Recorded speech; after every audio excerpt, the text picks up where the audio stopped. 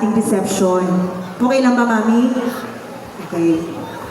Sabi ni Mami, kissing scene agad, hindi pa nga kami Sarah, Roque, ready ka na ba, Roque? Yes po. Ako, yes po. Sabi niya, binulungan po. Nag-direct message po sa akin si Roque. Sabi po ni Roque, Ma'am, pakidamihan po ang kissing scene sa aming reception. Ma'am, joke lang po, hindi po siya nag-direct message. Sir, tutulungan po ako ng mga bisita ninyo magbilang. Hanggat hindi kami tumitigil ng bilang po, ay bawal ilayo ang mga labi. Kotang-kota ka sa akin, huwag kang mag-alala, sir. So, okay ba yun, Sir Roque?